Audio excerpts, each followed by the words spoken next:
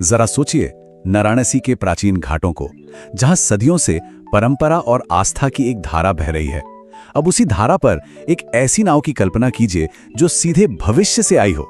आज हम बात करने वाले हैं भारत की पहली हाइड्रोजन वाटर टैक्सी के बारे में। ये एक ऐसी कहानी है जहां परंपरा का तकनीक से संगम हो रहा है।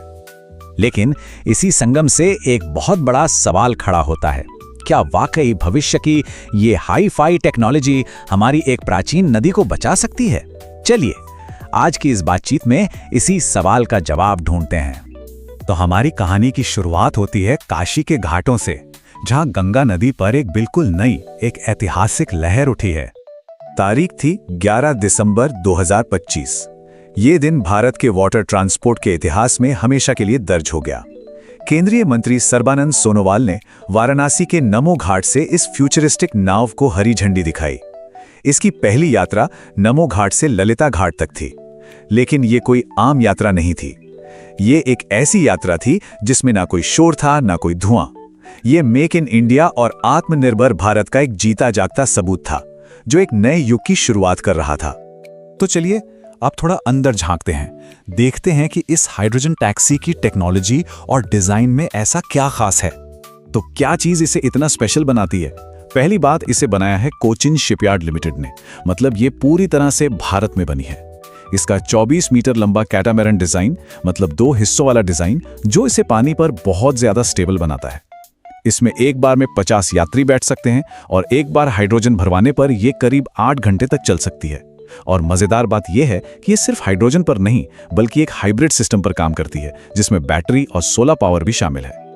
बात सिर्फ टेक्नोलॉजी की नहीं है, इसमें बैठने वालों के आराम का भी पूरा ख्याल रखा गया है। केबिन पूरी तरह से एयर कंडीशनड है, बड़ी बड़ी खिड़कियां हैं ताकि गंगा और घाटों का नजारा मिस ना हो। और तो और इसकी छत पर 3 किलोवाट के सोलर पैनल भी लगे हैं, जो इसकी एफिशिएंसी को और बढ़ा देते हैं। है ना कमाल का डिजाइन? अब आते हैं इस टैक्सी के सबसे क्रांतिकारी पहलू पर, इसका ईंधन, या यूं कहें कि इसमें कोई पारंपरिक ईंधन है ही नहीं। चलिए समझते हैं कि आखिर ये कैसे मुमकिन है कि एक नाव चले और धुएं की जगह सिर्फ पानी छोड़े। ये सुनने में किसी जादू जैसा लगता है, पर है एकदम प्योर साइंस। सोचिए, नाव में लगे सिलेंडर से हाइड्रोजन गैस आती है और सिस्टम हवा से ऑक्सीजन खींचता है। फ्यूल सेल के अंदर ये दोनों मिलते हैं, लेकिन ये जलते नहीं है। इनके मिलने से केमिकल रिएक्शन होता है, जिससे सीधे बिजली बनती है और वो ही बिजली मोटर को चलाती है। और इस पूरे प्रोसेस का नतीजा धुआं नहीं, कार्बन डाइऑक्साइड नहीं, सिर्फ और सिर्फ शुद्ध पानी, मतलब जीरो पोल्यूशन। जरा इन दोनों में फर्क देखिए। एक तरफ है डीजल इंजन, जिसका मतलब है कान फाड़ने वाला शोर, वाइब्रेशन और हवा पानी में घुलता जहरीला धुआं। और दूसरी तरफ है ये हाइड्रोजन फ्यूल सेल, एकदम शांत, स्थिर, और इससे निकलता है सिर्फ पानी। ये सच में दिन और रात जैसा फर्क है। ठीक है, टेक्नोलॉजी तो कमाल की है, लेकिन इसका गंगा नदी पर, वहां के इकोसिस्टम पर क्या असर पड़ेगा? ये गंगा के लिए एक वरदान कैसे साबित हो सकती है? इसका असर हमारी सोच से भी कहीं ज्यादा गहरा है।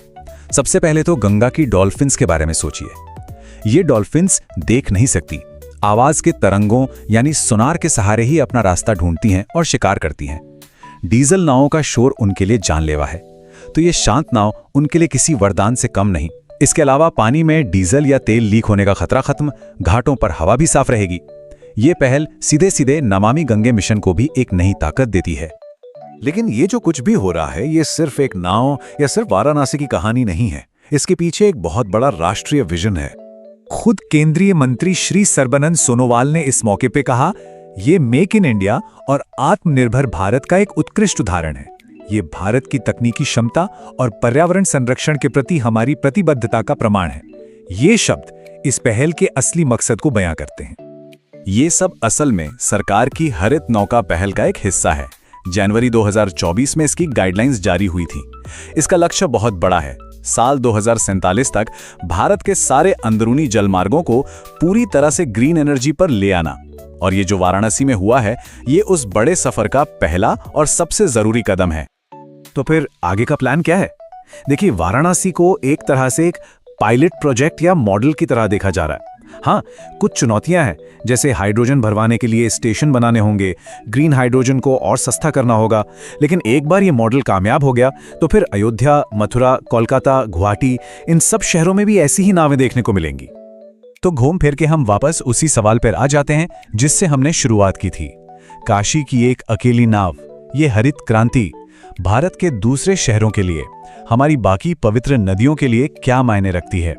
क्या ये एक नाव पूरे भारत की नदियों का भविष्य बदल सकती है?